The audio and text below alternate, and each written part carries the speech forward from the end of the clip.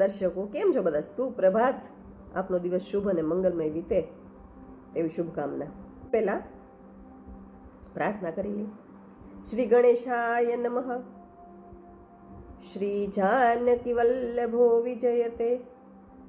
ઓમ ઉમા મહેશ્વરાભ્યામ નમઃ. શ્રી માતૃપિતૃ ચરણ કમલેભ્યો નમઃ.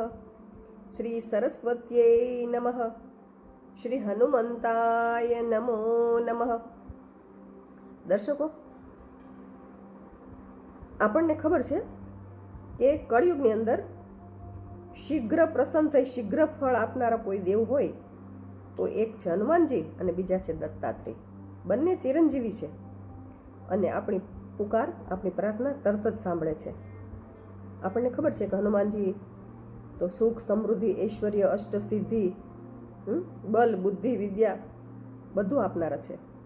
એટલે આપણે જે કંઈ આપણે જોતું હોય સાચા મનથી આપણે માગીએ તો હનુમાનજી પ્રસન્ન થઈને ચોક્કસ આપે. અને બીજું ખાસ કે જે યુવક કે યુવતીઓના લગ્ન ન થતા હોય અથવા તો મનપસંદ પાત્ર મળતું ન હોય, એવું થતું હોય તો એણે હનુમાનજીને ચોક્કસ પ્રાર્થના કરવી જોઈએ. એવું ન કહેતા કે હનુમાનજી તો બ્રહ્મચારી છે ને એને ક્યાં આવી પ્રાર્થના કરવાની, પણ હા, હનુમાનજી જ આ કામ કરી શકે. માતા સીતા અને ભગવાન શ્રી રામનું મિલન પણ હનુમાનજીએ કરાવેલું હતું.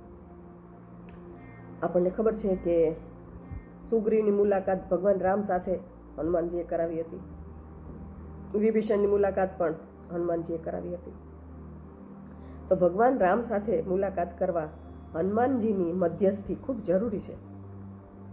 એટલે આપણે મહાદેવજીના મંદિરે દર્શન કરવા જઈએ અને આપણી કોઈ વિશેષ પ્રાર્થના હોય કે વિશેષ કોઈ મનોકામના હોય તો આપણે તે વાત જેમ નંદીજીના કાનમાં કહીએ છીએ ને તો એ જલ્દી પૂરી થતી હોય છે. એવી રીતે આપણી કોઈ વિશેષ મનોકામના હોય તો આપણે એ હનુમાનજીને કહેવી જોઈએ. તો હનુમાનજીની દરમિયાનગીરીથી ભગવાન શ્રી રામ આપણી એ પ્રાર્થના તરત જ સાંભળી અને પૂર્ણ કરશે. તો આ વસ્તુ એક યાદ રાખવા જેવી વસ્તુ છે, બરાબર ને? અને હનુમાનજી તો આટલું બધું આપે છે એટલું નથી, ભૂત પ્રેત બાધા પણ દૂર થાય છે એનાથી. ભૂત પ્રેત પિશાચ નિકટ નહીં આવે, મહાવીર જબ નામ સુનાવે. એટલે કોઈ પણ પ્રકારની તકલીફ હોય કે નકારાત્મકતા આપને પીડતી હોય, કોઈ છાયામાં આવી ગયા હોય કે કોઈ ઈચ્છા હોય, કંઈ પણ તમારે જોતું હોય, હનુમાનજી છે, આપશે. અને રામ ભગવાનનો મિલન કરી શકીએ એવી તો આપણી કોઈ ક્ષમતા નથી, પરંતુ આપણને રામનો અહેસાસ કરાવે ભગવાન હનુમાનજીની સાચા મનથી ભક્તિ કરીશું ને તો એ આપણને રામની હાજરીનો અહેસાસ કરાવશે, આપણા હૃદયમાં એની ઝાંખી પણ કરાવશે અને રામની કૃપા હંમેશા આપણી પર રહેશે. તો ભગવાન શ્રી રામની કૃપા પ્રાપ્ત કરવા માટે પણ આપણે હનુમાનજીને નિયમિત રીતે ભજવા જોઈએ. અને એટલા માટે જ હનુમાનજીની ડેરીએ, શેરીએ અને નાના મોટા સૌ હનુમાનજીને પોતાના સમજીને ભજે છે ને. કેવી સરસ વાત છે. આપણને ખબર છે કે હનુમાનજીને તે આપણે કાળી ચૌદસને દિવસે વડા અને લાડુ ધરાવતા હોય છે હનુમાનજીને, પછી 4 ચોકમાં મૂકવા જતા હોય છે. એનું કારણ યાદ છે કે નકારાત્મકતા આપણી અંદરથી, આપણા ઘરમાંથી દૂર થાય, જેને આપણે કકળાટ કાઢવું કહીએ છીએ. ખરેખર આવું હોય છે. કેવી સરસ મજાની વાત છે.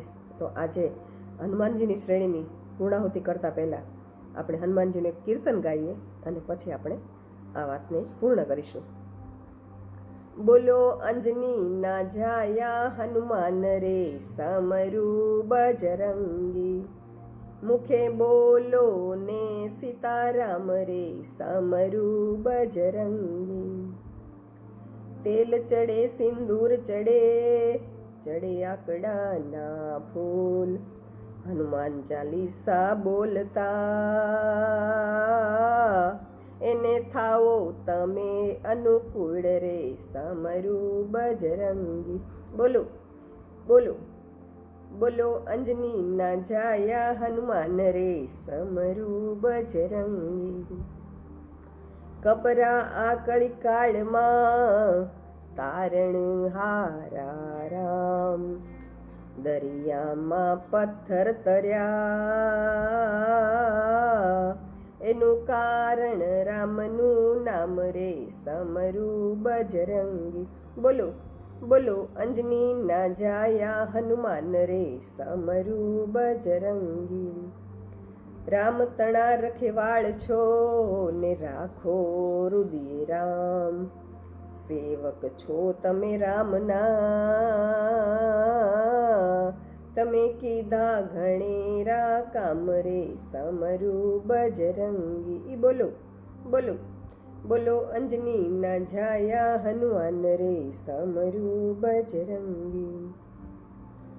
શનિવારે સૌ આવતા રામ તણા દરબાર, ભક્તિ કરવા ભાવથી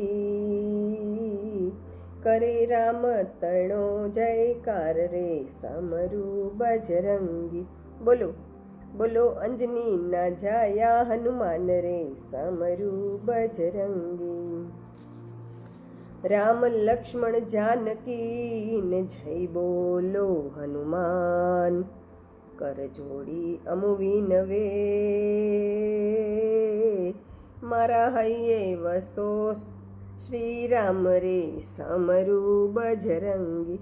બોલો બોલો બોલો અંજની ના જાયા હનુમાન રે સમરૂ બજરંગી. બોલો બજરંગ બલી કી જય, સંકટ મોચન હનુમાનજી જય, કષ્ટ ભંજન હનુમાનજી કી જય. ચલો આવજો. જય શ્રી